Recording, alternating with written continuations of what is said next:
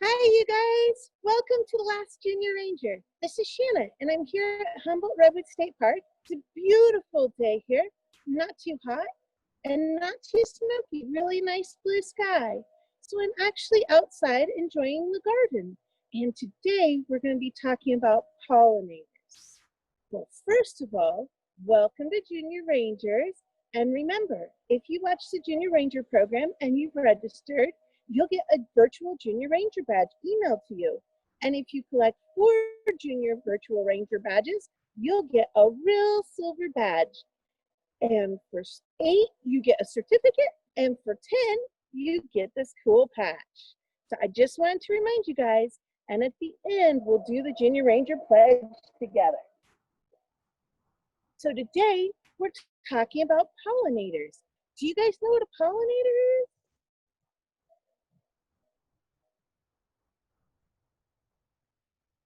Now, this is a flower.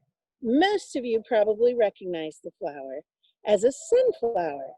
Flowers have petals, and they have in the center of the flower, or in the center of each little flower, there will be a pistil, which is the female part. And then there's the stamen, which is the male part, and it's covered with pollen.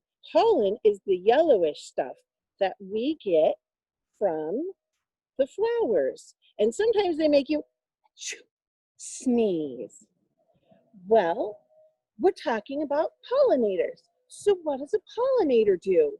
A pollinator collects all the pollen from a flower and takes it to another flower. You see, some plants have male flowers and female flowers. Some plants have them all in together. And some plants are male and female, such as kiwis and holly plants. Now, what is a pollinator? I still haven't told you. I've told you what pollen is. Pollinators are pollen helpers. They're the ones who actually take the pollen, collect it, and take it to help the plants reproduce. And the plants produce seeds and more flowers after the pollen is spread. Now, there are many different types of animals that are pollinators, but not all plants need a pollinator. Some use wind. Things like grass and ferns and redwood trees actually are pollinated by wind.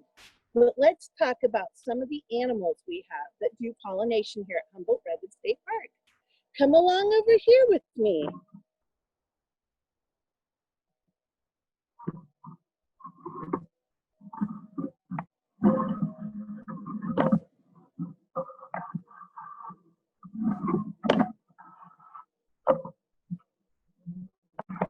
There we go. I think you guys can see that. So we have 6 different types of animals that are pollinators here at Humboldt Redwood State Park. The first one is going to be the beetles. Beetles are our most common pollinator. They eat some of the pollen, and they're really messy, and sometimes they eat the petals on the flowers too. And they prefer dull white or green flowers with lots of pollen, and they don't really go for a smell. In fact, beetles were our very first pollinators, and they pollinated during the time of the dinosaurs. Now, beetles, a whole group of beetles is called a colony, and beetles are the most common pollinator on Earth, not just here at Humboldt Redwood State Park. Our next kind of pollinator is going to be the hummingbird. Now, the hummingbird is our most familiar and effective bird pollinator. And there are many different types of bird pollinators. A hummingbird is our most common type here at Humboldt Redwood State Park. A group of hummingbirds is called a charm. Their main diet is nectar, and they like flowers that are bright colored, open during the day, and don't necessarily need to smell. Our third kind of pollinators is down here. That's going to be butterflies and moths, and they prefer clusters of flowers, large landing pads. Some like tube-shaped flowers so they can drink while flying. Like moths, you will see moths sometimes hovering next to flowers. and they like sweet smelling flowers. Now, a group of moths is called an eclipse, but a group of butterflies, I'm going to let you guys guess, and I have a hint for you. What is that? Does anybody know what that is?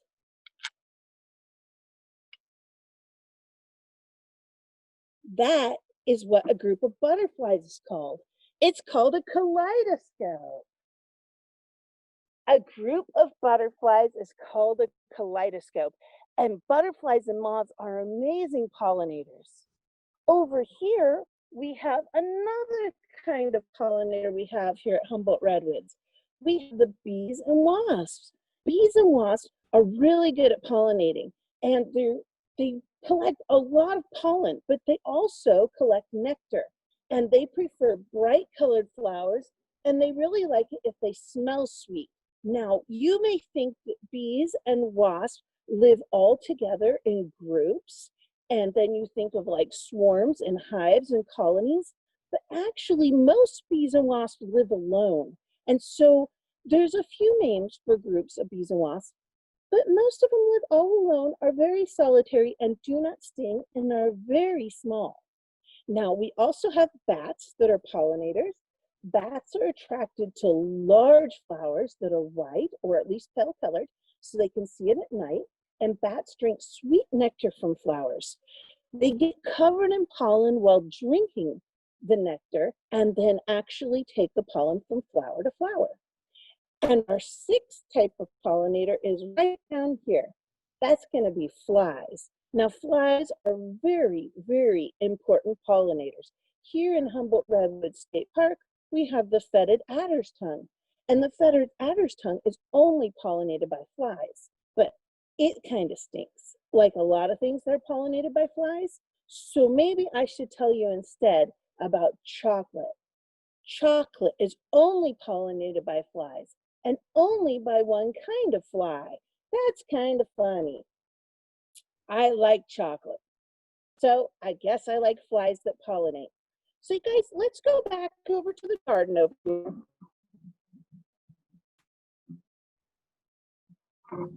And we're gonna sit in the garden and talk a little bit. Let me just raise up the tripod just a little bit here so you can get a better view. Now, there are many different types of pollinators we have here at Humboldt Redwoods. And some of them I have right here. I didn't kill any of these. I just collect them when I find them. There are a whole variety of butterflies and moths and flies and bees and wasps and beetles, including ladybugs that do pollination. Now, when you think about nectar, you probably think of something sweet. And that's because nectar is very sweet. It's a lot like maple syrup. It's very sugary.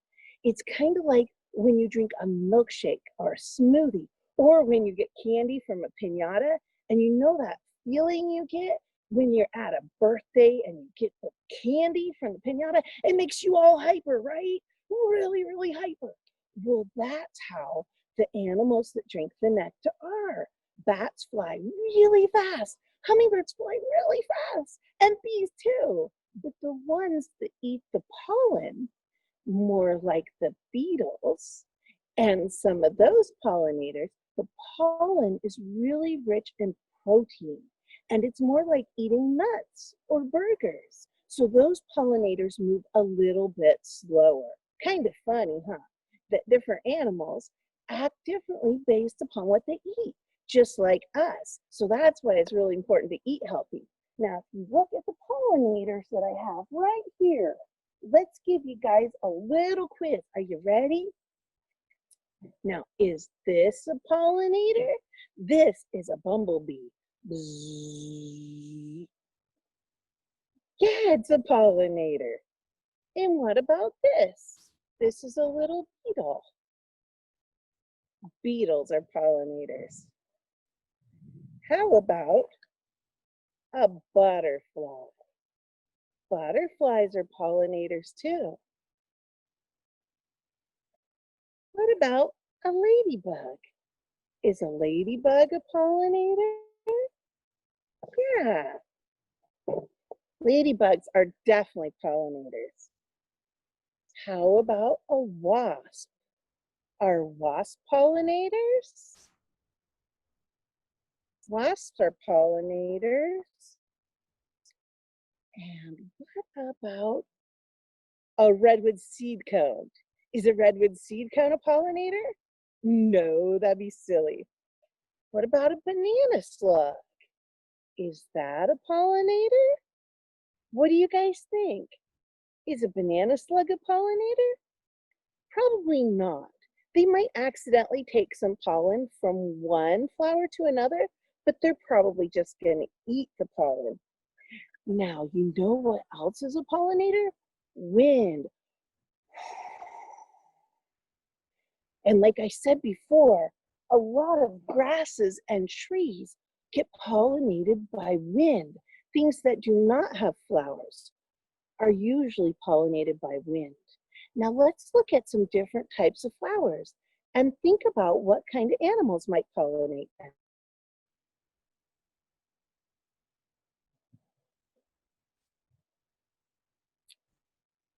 Let's start off with a gladiola. You see how the gladiola has a really deep flower that's really bright colored and a big space to go into. The gladiola has a really deep surface and bumblebees like to go in there and buzz around. And also because it's such a deep flower, hummingbirds like it. They can drink the nectar. So bees and birds both love the gladiola. So do some flies. This right here is a calendula, and it has a big center full of pollen. Both bees and butterflies like to land in this flower and collect the pollen. This right here is a little clover flower. The little clover flower has some tiny little flowers you can see. Each one's its own little flower. And little bees and little wasps like to go in there and drink the nectar.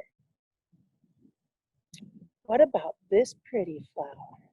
It's very bright white and would be very easy to see at night. This is a flower that might be pollinated by a moth.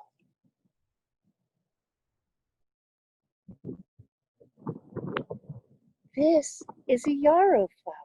Yarrow flowers are very tiny. There are many little tiny flowers in there. Together, they form a big landing pad, and butterflies like to land on and taste them with their feet, and then collect all the nectar and drink it up.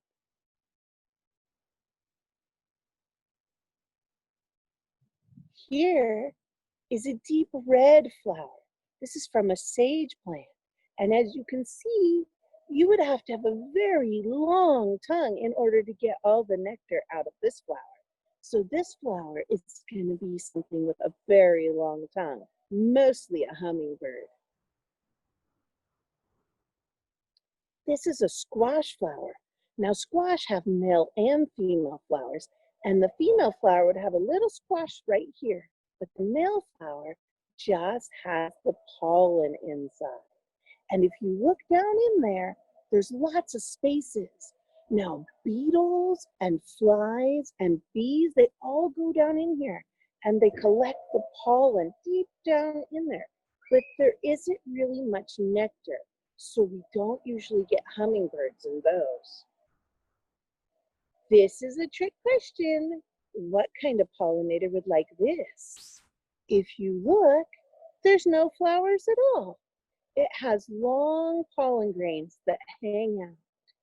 So that is grass. That is grass seed that is wind pollinated. And then we also have this. This sunflower is actually a whole bunch of tiny little flowers. Each spot that you see a little yellow dot in there is its own little flower. It's what's called a composite flower. And each little flower can make its own sunflower seed. If you've ever seen a sunflower full of sunflower seeds, you know that there's a lot of flowers inside a sunflower. Now, sunflowers are visited mostly by pollen collectors, not nectar collectors. You can see all that beautiful pollen right there. So that's going to be bumblebees, wasps, and some flies and beetles. In fact, if you look, there's already some holes where some beetles ate some of the petals. So those are some different kinds of flowers. And did you guys have fun learning what kind of animals live on them and drink their nectar and eat their pollen? Let's see if we can find some pollinators.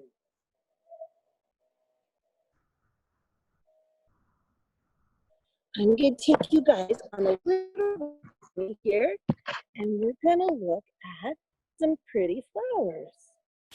If we look at this flower right here, we can go down and I see a wasp right there. Do you guys see that? And then let's go down a little further. There is a sphinx moth. And oh, hiding underneath that flower is a little bit of ladybug. What do we have over here?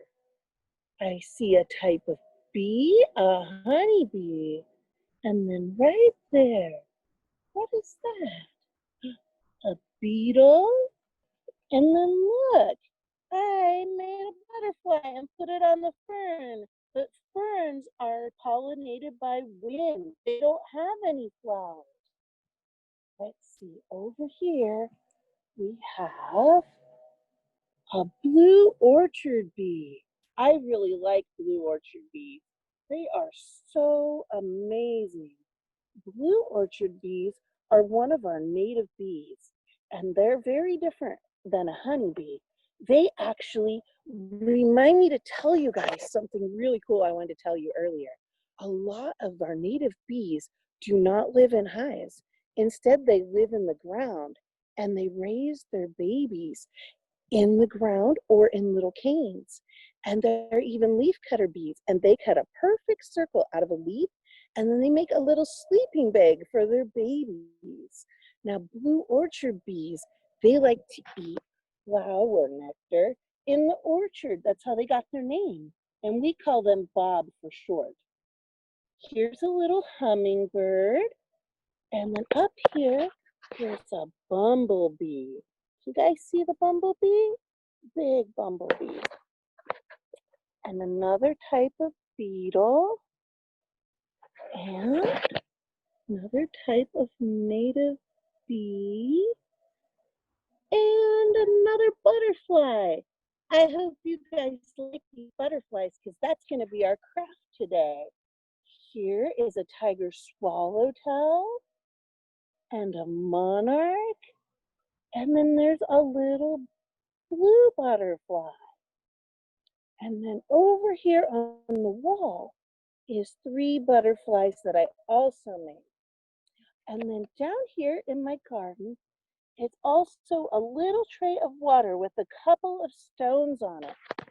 Now, if you want to encourage pollinators in your garden, it's very useful to put a little tray of water in your garden with some stones in it.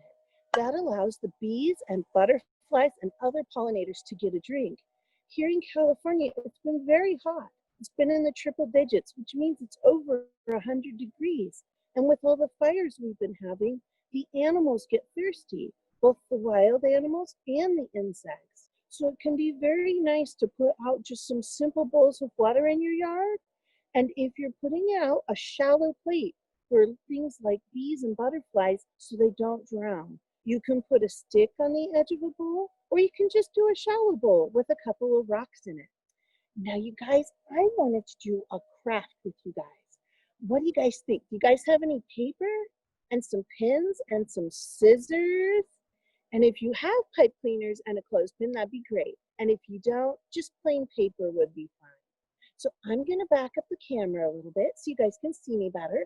And then we're going to work on doing a craft together. Let's make some butterflies and decorate.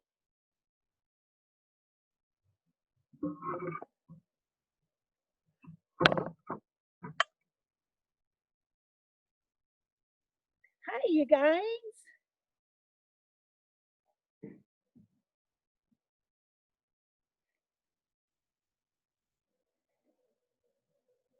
Since I'm working out in the garden today, I have a really nice pad to work on. It makes it a little more fun color in the garden.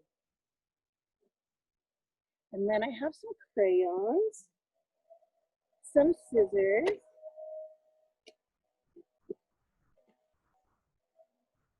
and some paper.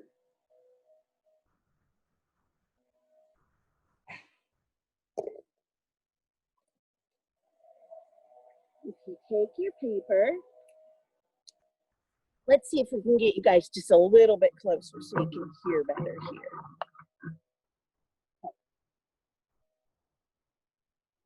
So you're gonna wanna take your paper and you're gonna fold it in half. Fold it right in half. And when you fold it in half, then you can cut it out. You can draw half a butterfly if you want, or you can just cut.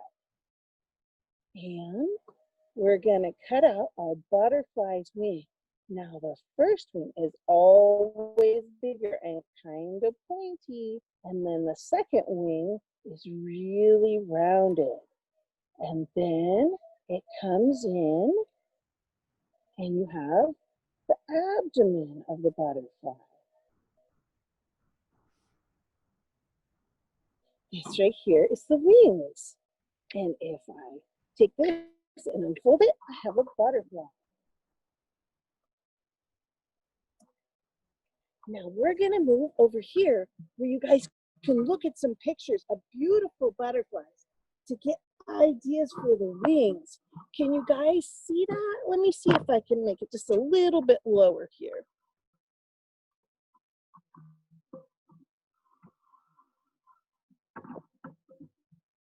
Can you guys see those different butterfly wings there?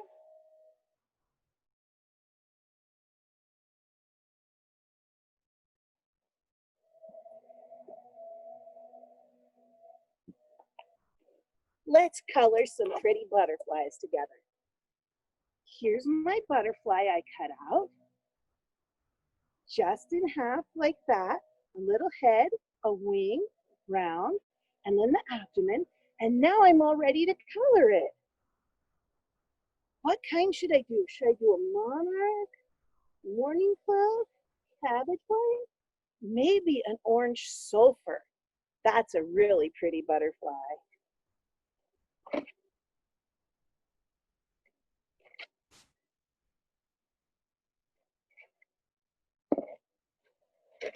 I'm having so much fun sitting out here in the garden. This is such a pretty day.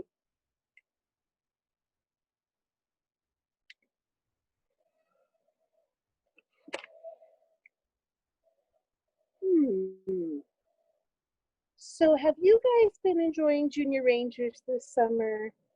I bet most of you have to go back to school soon. I'm gonna miss this summer.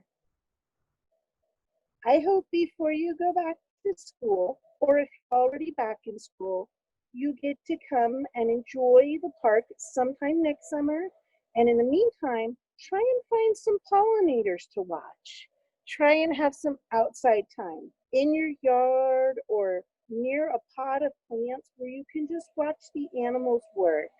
It's really relaxing and enjoyable to have a nice day in the garden.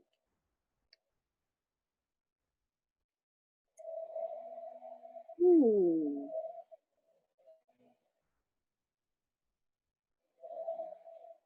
I need to think about what color it is. Wow. Let's see. I think it's this color. Now, while you're at home, just keep coloring your butterfly. It doesn't have to be perfect. It just should be as colorful as you can make it.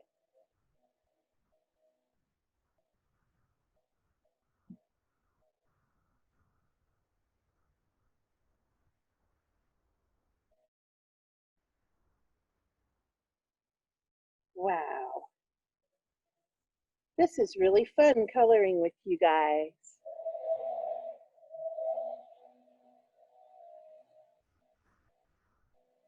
So my butterfly, I decided to do is the orange sulfur. It's down here.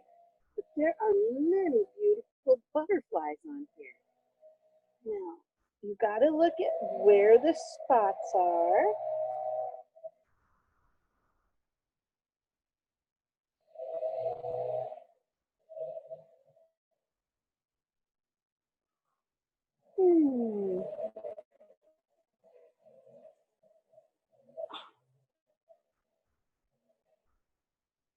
I hope you guys are all having a really nice day and coloring.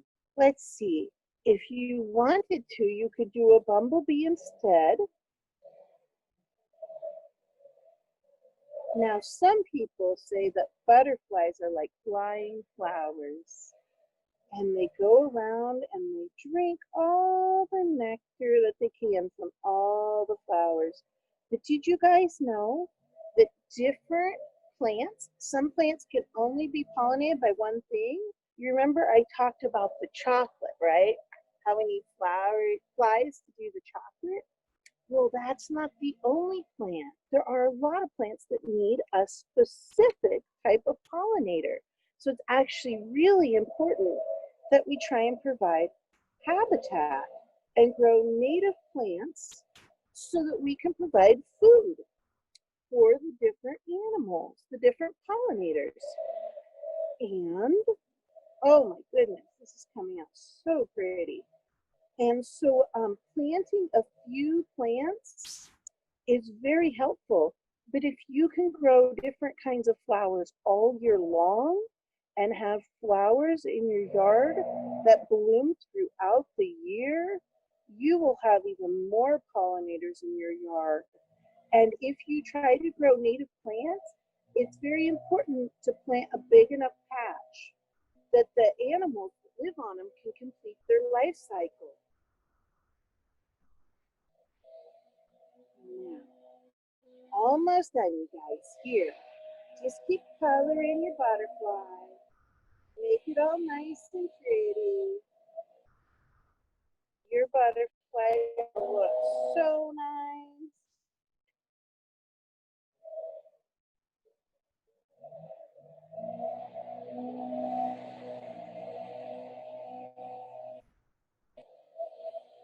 Ah,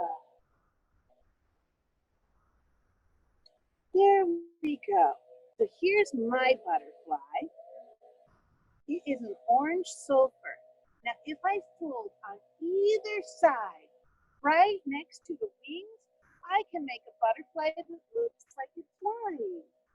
And I can go put it up on the wall with other butterflies. So you guys, thank you so much for joining me here at Humboldt Redwood State Park. And I just wanted to tell you, we're gonna still do the Junior Ranger pledge. Let's get this right here back up so you guys can see me again.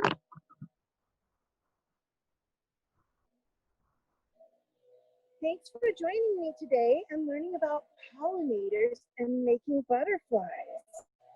So here's the Junior Ranger pledge. You guys ready to do the Junior Ranger pledge? We're gonna say I, and you guys say your name. Are you ready? I, Shanna, promise to treat the earth and all living things